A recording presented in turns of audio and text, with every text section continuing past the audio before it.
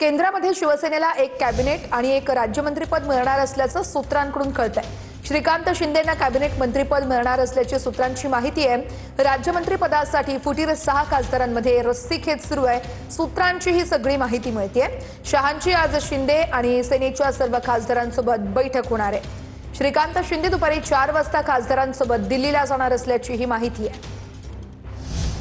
आता त्यांच्या ज्या काही शक्यता आहे, पंतप्रधान मुख्यमंत्री होण्याची त्यांची शक्यता आहे का त्यांच्या चिरंजीवांना करण्याची आहे, एवढ्या मोठ्या प्रमाणावर सत्ता त्यांच्याजवळ आहे। आता कुठे ठेवू आणि कुठे नाही अशा स्वरूपाची पैसा आणि संपत्तीच्या बाबतीत त्यांची परिस्थिती झालेली आहे।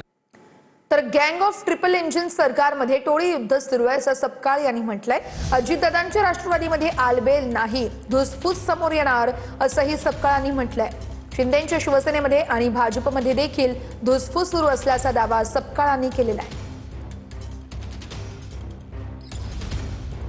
सत्तेचा जो तोल आहे, बॅलन्स जे आहे ते बिघडलेलं आहे आणि अजित पवार राष्ट्रवादी गटामध्ये सर्व आलबेल नाही, त्यामुळे तिथली जी धुसफूस आहे ती समोर आल्याशिवाय राहणार नाही। आणि केवळ ही राष्ट्रवादी सत्तेतील राष्ट्रवादीचीच नाही तर शिवसेना, शिंदे गट आणि भाजप यांची देखील तशाच स्वरूपाची धुसफूस ही आहे। आणि एकंदरीत हा सर्व जो खेळ आहे हा गँग ऑफ ट्रिपल इंजिन सरकार आहे आणि त्यांचं टोळी युद्ध सुरू झालेलं आहे।